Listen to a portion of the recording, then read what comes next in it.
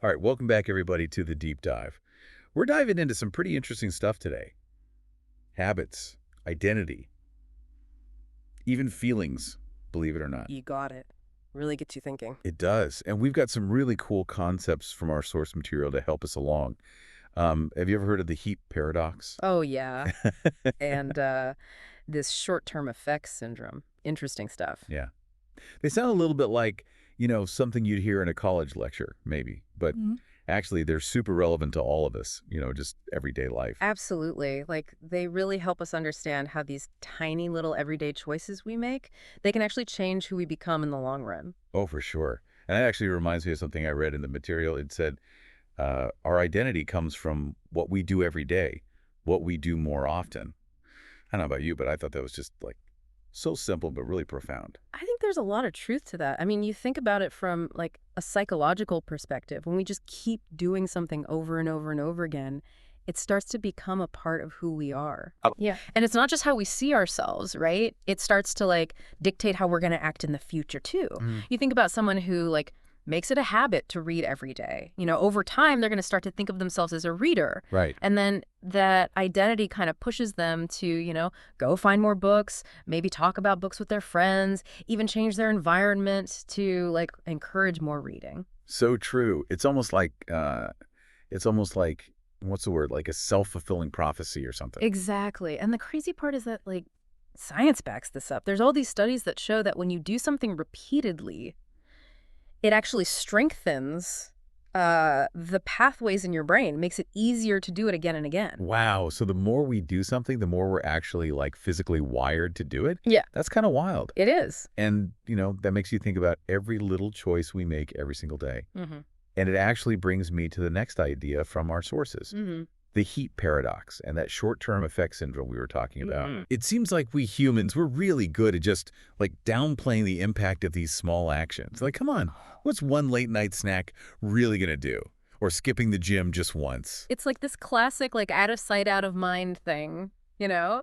And it goes way back, like to our evolutionary history. Our ancestors, they were all about survival in the moment. Find food, avoid danger.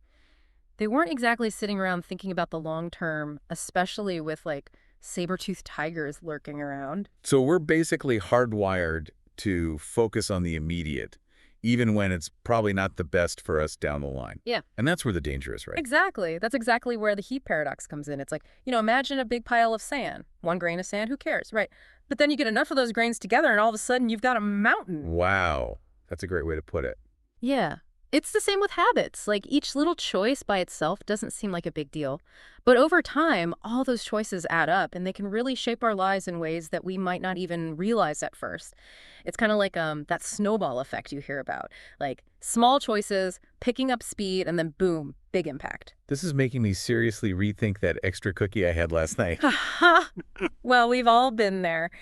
But, just being aware of it is half the battle. Once we get how these mental tricks work, then we can actually start making better choices, more deliberate choices. So true. Oh, you know what else I wanted to bring up? There was this one anecdote in the material that really surprised me.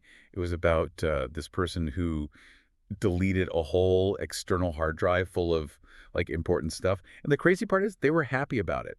I mean, in this world where everyone's holding on to every little digital thing, that almost seems rebellious. It does. And you know what? That's actually a great example of what some people call JOMO. It stands for the joy of missing out. Huh. JOMO. I like that. Right. And in this world where we're constantly bombarded with information, constantly like drowning in digital clutter, I think it's easy to feel overwhelmed. So for some people, like totally disconnecting, even if it means getting rid of things they worked really hard for, it can actually be really, really freeing. I never thought about it that way, but it makes sense. It's like hitting the reset button. Exactly. It's about taking back control. Like, instead of chasing after the next piece of information or the next experience, we can choose to just focus on what's actually important to us. Well, this has been a truly mind-blowing deep dive, I have to say. From the science behind how habits form to like the sneaky ways our choices affect who we are and how happy we are, I feel like I've learned so much. Me too. What would you say like is the biggest takeaway for our listeners? Well, I think the most important thing to remember is that our actions, even the little ones, they have a huge power to shape who we become.